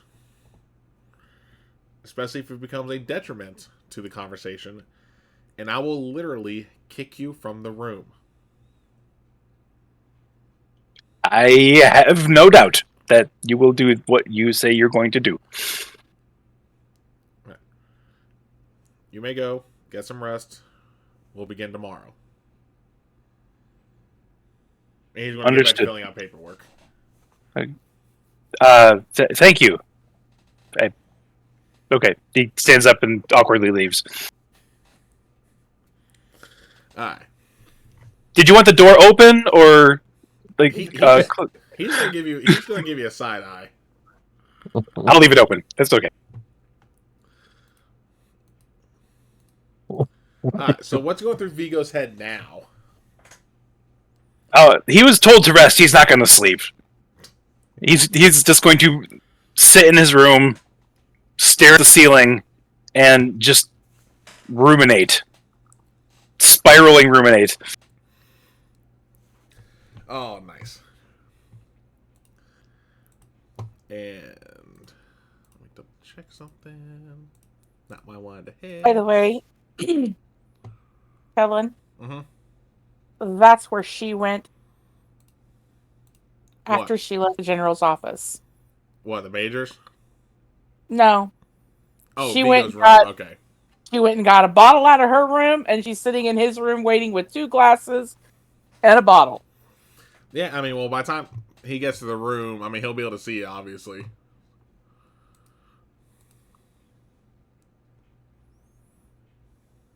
Open up the door, be like, oh, hello.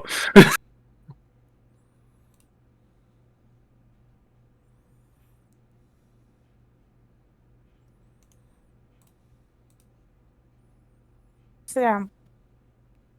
Okay. He sits on his bed.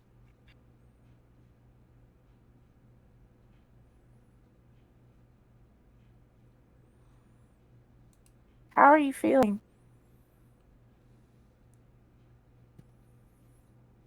I'm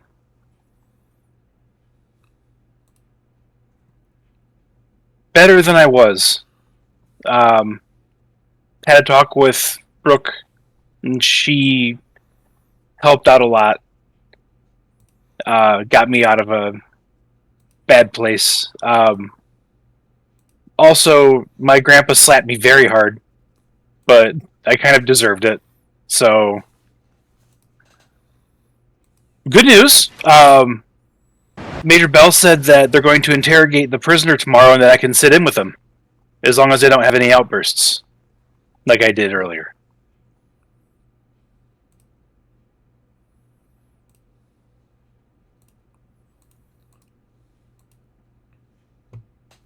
You might want to be ready. So he looks kind of confused. Like, what do you mean?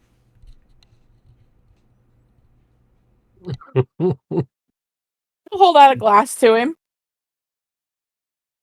He takes a glass. Pull out that bottle and go, my last one from home.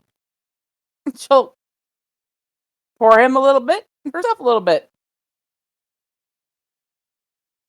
I don't. I'm assuming this isn't water. Oh, no, it's wine. Oh, okay. I don't think they're going to get anything out of it. I mean, you've seen Major Bell. He can be a very intimidating guy. Yeah. I have a feeling they're not going to be able to. In fact, I know that they won't be able to unless they use enhanced interrogation. Enhanced, is that like virtual interrogation or No, torture. Oh, they wouldn't do that. They're going to have to. Why are you so sure? Because I spent 20 minutes in the room with them.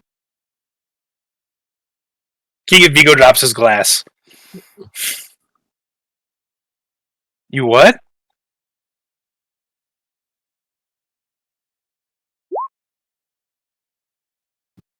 I'm tired of doing things their way. When you dropped the glass, it did break, by the way. Okay. What happened? I came here after the destruction of my world asking for help to find a single person. Find my brother.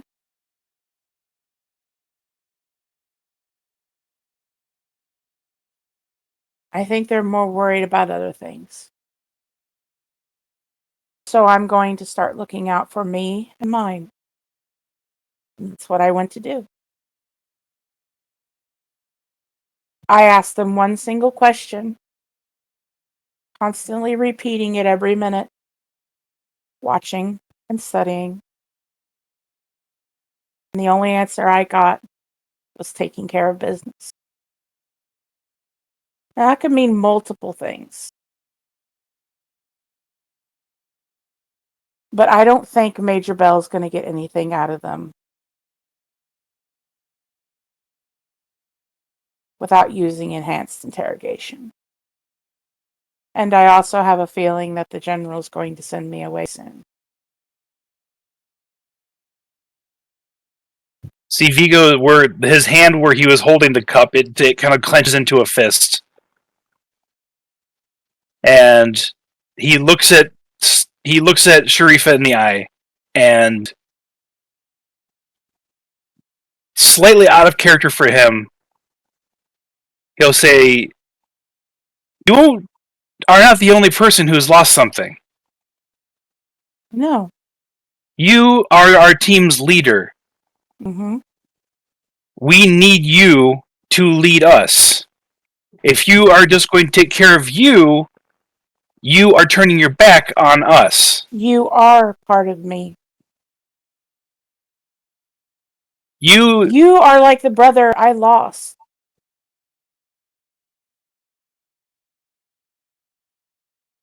You've helped fill that hole. I still miss him, and I need to find him. This is still your best chance to do that. Is this what he would have wanted? I don't know. But if the general tells me I have to go, I have to go. But I needed to know if they were going to give you the answers you needed. If these people here from worlds not of our own were going to be able to get the answers you needed. Not the ones they need. Not the ones they seek. The ones you need.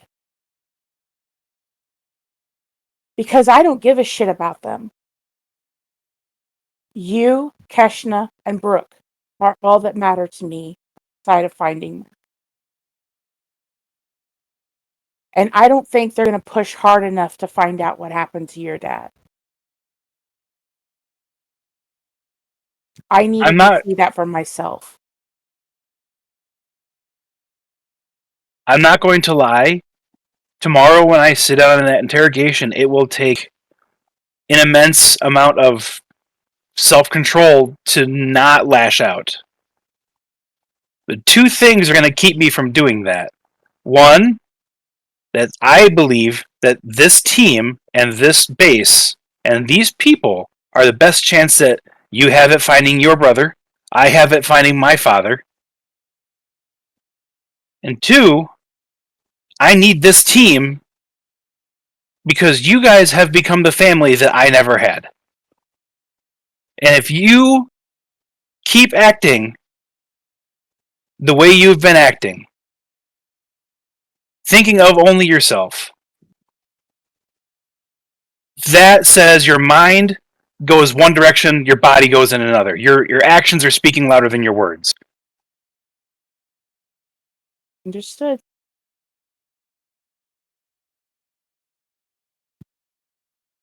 I would like to be alone right now.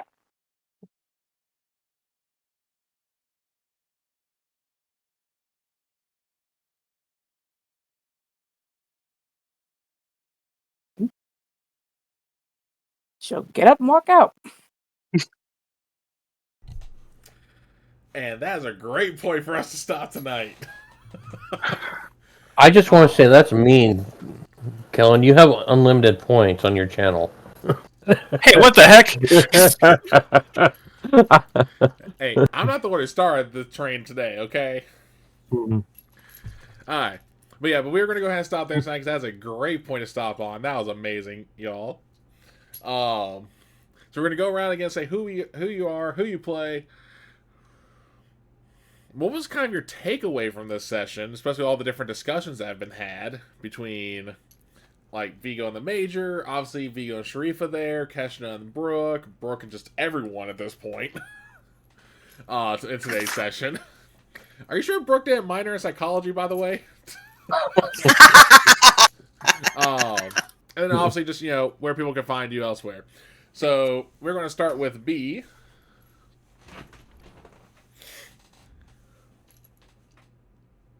Yeah, to play that game, by the way, Kellen.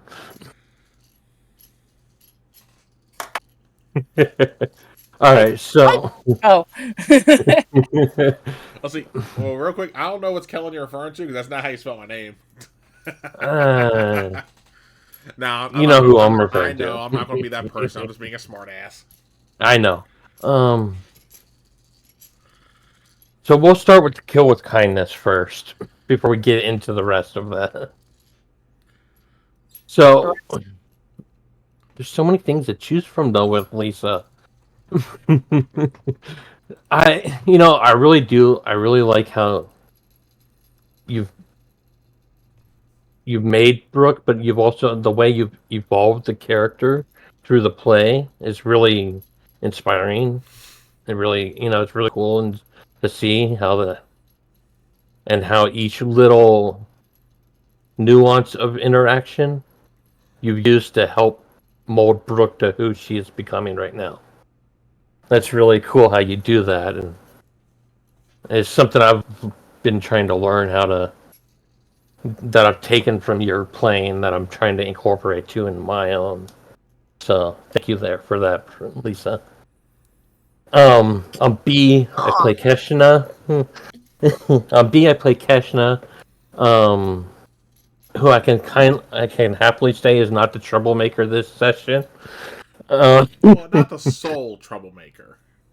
Yeah, well, we potatoes for tomatoes. I'm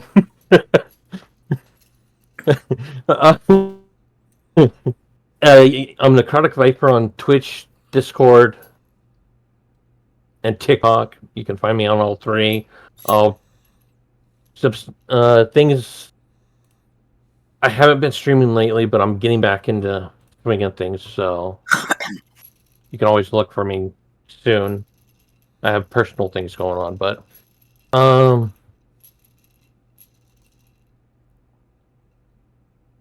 so many moments to choose from. So many.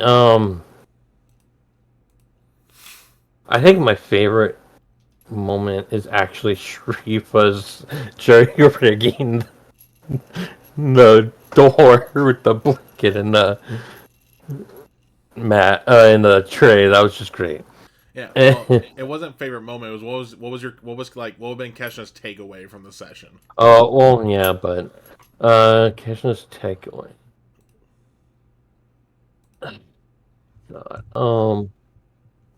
You had to start with me. Mm-hmm. Keshna's at this point, Keshna, I don't know what the hell to expect with anyone, much less Keshna, but Keshna's kind of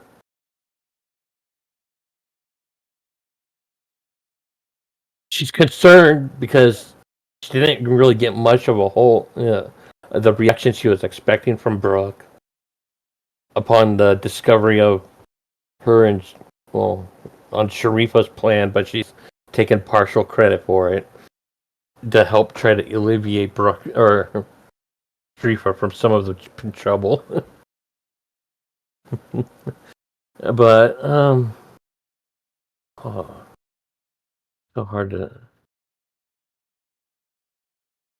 so hard to say. That's fine. All right. Well, then we'll go ahead and go to Stormy. Yeah. Hey everybody, I'm Stormy. Yeah, you can find me on Discord or TikTok under Storm Ransom 2002. I don't know how much longer she might be leader, but the very tired of how things are being dished out around. She's not very happy with how the military does things. She wants something done, and she doesn't like having to go through the red tape to do it. Kind of person. Her takeaway from tonight is honestly, she doesn't know right now what's going to happen, but she does know that she's got a really good feeling they're not going to get anything out of it. I mean, she'd love to go in there and unroll a thing of knives and torture tools and have fun, but nobody will let her. There's this whole thing called the Geneva Convention, and I don't subscribe to it. And who's mine? Nick. Nick. Didn't we do this the last time? No, last time it was Nick and B, and then you and Lisa. Yeah. Oh, okay. See, That's why I swapped you it this routed us. time.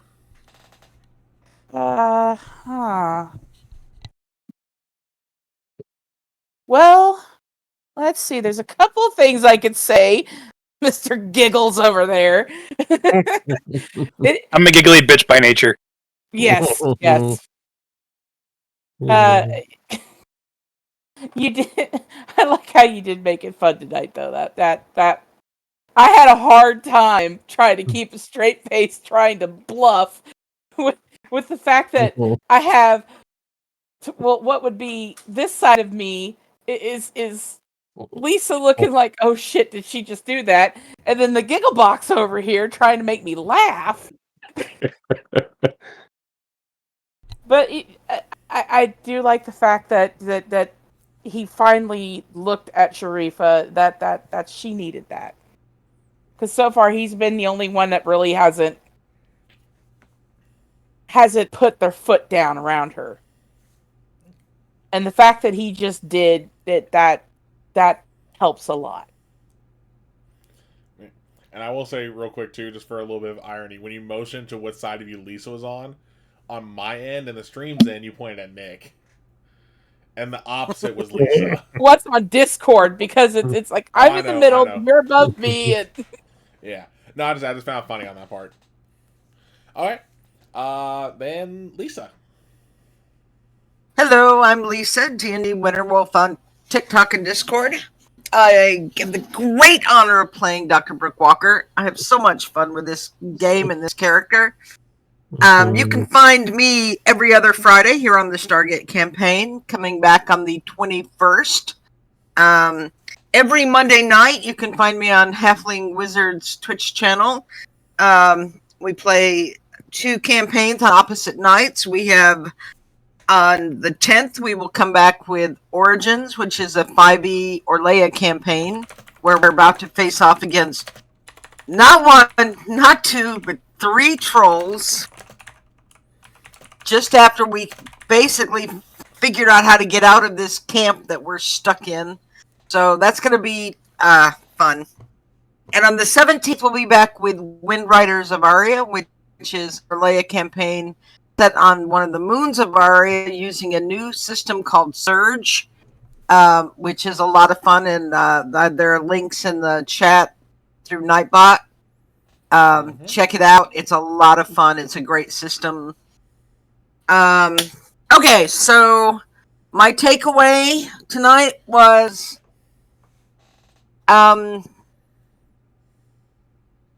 I think she's thinking this team is either going to come together or we're either going to come together or fall apart real quick. It's so chaotic. Everyone is just so she's concerned about how everyone's just going to get on the same page, same priorities. Concerned about Vigo. Trying not to think about Stormy and Keshna.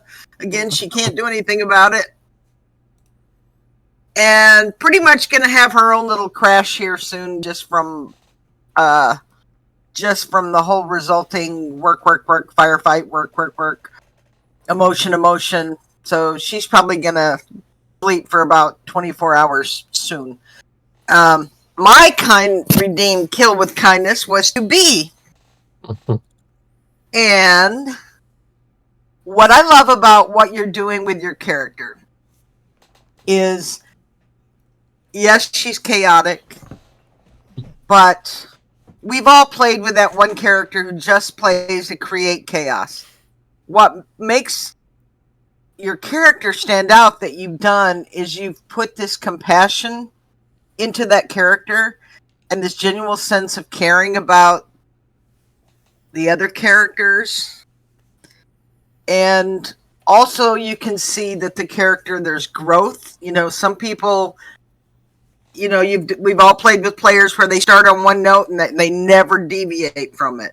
But Keshna is growing and learning and changing and adapting, and that's number one, it's hard to do, and two, it's really fun to watch a character develop like that. So bravo. Thank you. Mhm. Yeah, it's not easy. There we go. Got my camera fixed. Okay, Nick. I'll start with my where you can find me is as I said at the beginning, Professor Hexagon. You can find me on Twitch, YouTube, and TikTok. My Twitch streaming has been postponed somewhat because we're doing some house renovations, and I am actually currently in the kitchen right now. If I didn't have my screen on, you'd be able to see the dining room behind me. So, but yeah, that's gonna be starting once I get my office back up and running. So, happy day with that. Stormy, since day one, you and your character have been an absolute delight.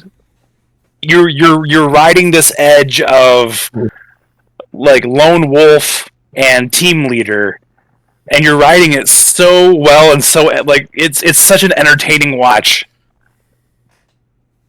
I'm astounded, honestly. Like you're doing such a great job with it, and especially with the events that have unfolded over the past 3 sessions, it's interesting. I'm excited to see where it's going to go, honestly. And then once again, I am Kel, also known as the Celtic Wyvern King. You find me here on Twitch and TikTok under the same handle.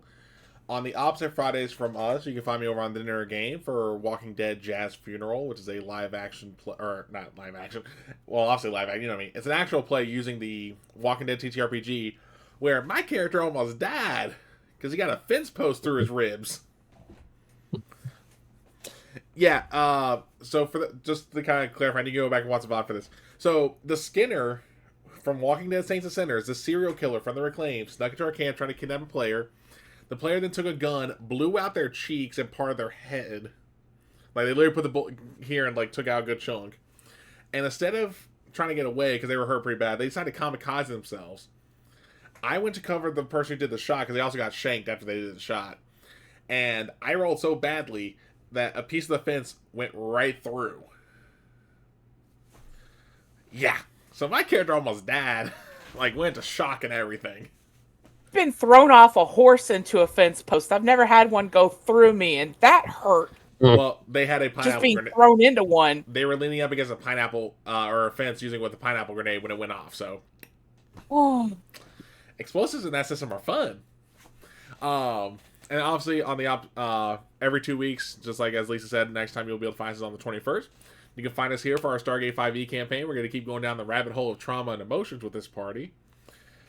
And every Monday, same with Lisa, you can find me on the Halfling Wizards channel for either Windrise of Arya or Orlea Origins. Also, pretty soon, there's going to be a short shot being done there while I'll be playing. I don't know what I'm playing yet. I still got to build that character. And if you want to play catch up for this, like especially if you're a first time viewer, I have all the episodes available on YouTube for the VODs. And that link is available in my link tree. As well as, and I keep forgetting to mention this on every single show, the link to my Discord channel is also in said link tree. So make sure you do there. So that way, especially as we get more people, I'll start posting in this server itself saying, hey, we're live. So that way, for some, if you notify, say, Twitch follows, because those notifications get a little tiresome. Even I mute a few channels for myself. But that way you can stay up to date. And then, oh, thanks for the gift sub there, Lisa.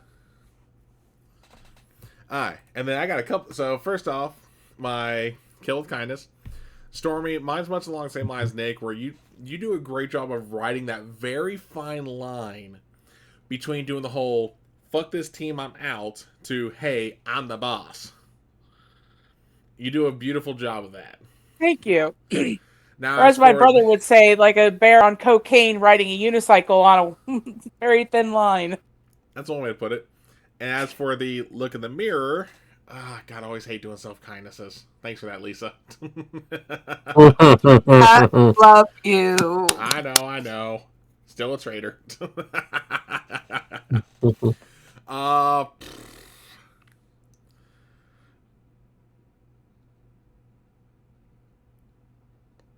I'd say it's probably my ability just to deal with the curveballs y'all throw me at this point, because I was not... Granted, the curveball I thought y'all were going to go for is going to be a lot more drastic than what y'all actually went, as we talked about during the break. But just my ability to deal with y'all's craziness is probably what I had to say there. But with that, definitely stick around. We are going to go ahead and rate a channel. When we get over there, do make sure you refresh your browser, because sometimes Twitch can be really weird about how the views work when it's a raid, so do make sure you refresh to be on the safe side. And if you like their content, give them a follow. Every time any of us get a follow, whether it's on our TikTok pages, our Twitch pages, X, if anyone uses X, or whatever, it's always good because it's like, hey, someone likes what I'm doing. So always do that part. And then, as Lee said, if you're also interested in Surge, we did a one-shot that a while ago. Again, the VOD should still be on Twitch. I got to double-check. If not, I got to see if it's not there, then I exported it.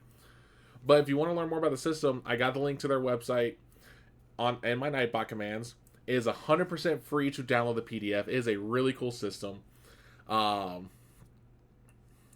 if you are interested in joining the Discord server for it, I will probably actually include a command for that, because that way, especially if you want to do their Patreon to get access to some of the new stuff they're doing, like they're getting ready to release some of their Monster Manual. Well, their equivalent of the Monster Manual. I can't remember what Greg's calling it 100%.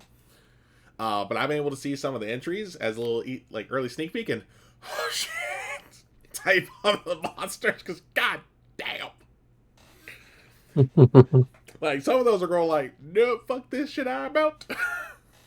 Yes. Shit, I'm out. No, like, what? There's a...